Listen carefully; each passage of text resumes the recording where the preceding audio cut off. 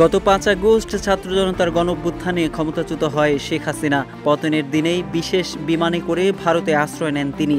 এরপর থেকে সেখানেই অবস্থান করছেন শেখ হাসিনা। হাসিনার পলায়নের পর ডক্টর মোহাম্মদ ইউনূসের নেতৃত্বে গঠিত হয় অন্তর্বর্তী সরকার।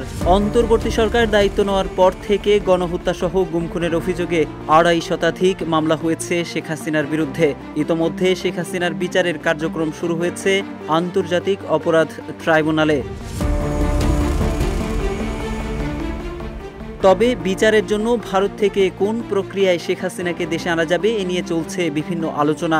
এ পরিস্থিতিতে ভারত থেকে স্বাভাবিক প্রক্রিয়াতেই শেখ হাসিনাকে ফেরত পাওয়ার আশা করছেন আন্তর্জাতিক অপরাধ ট্রাইব্যুনালের চিফ প্রসিকিউটরের বিশেষ পরামর্শক টবি Cadman. Double million offer, Walton fridge কিনে পেতে পারেন ২০ লক্ষ টাকা, রয়েছে কোটি কোটি টাকার নিশ্চিত উপহার। তিনি বলেন, শেখ হাসিনাকে পলাতক দেখিয়ে বিচার করতে কোনো বাধা নেই।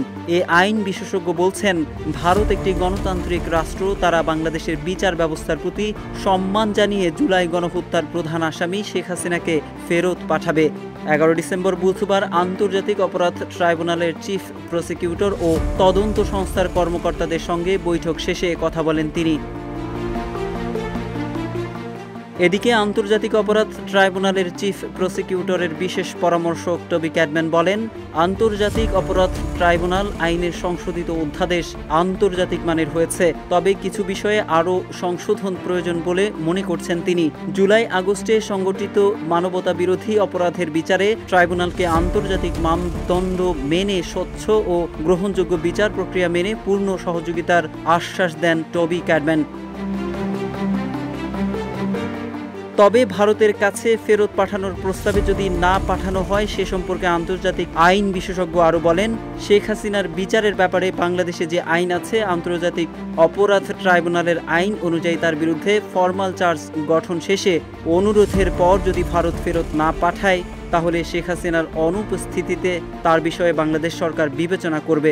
যদি প্রয়োজন হয় সে ব্যাপারে আন্তর্জাতিক অপরাধ আদালতের সহযোগিতা নেওয়া যায় কিনা তা ঠিক করবে বাংলাদেশ সরকার।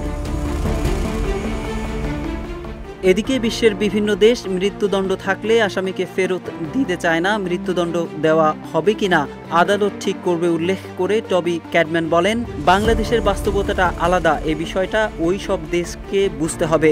আদালত ঠিক করবেন মৃত্যুদণ্ড দেওয়া হবে কিনা। উল্লেখ্য, ৫ আগস্ট পর্যন্ত করা বৈষম্যবিরোধী ছাত্র আন্দোলনে গণহত্যার বিচার করা হবে, যেখানে রয়েছে শেখ হাসিনা, তার মন্ত্রিসভার সদস্য, উপদেষ্টা, ১৪ দলীয় জোটের শীর্ষ নেতৃবৃন্দ, সাবেক সচিব, সুপ্রিম কোর্টের সাবেক বিচারপতি, শীর্ষ পুলিশ কর্মকর্তা সহ বিভিন্ন পর্যায়ের ব্যক্তিরা। এছাড়া প্রথমবারের মতো গুমের অভিযোগও বিচারের আওতায় আনা হয়েছে।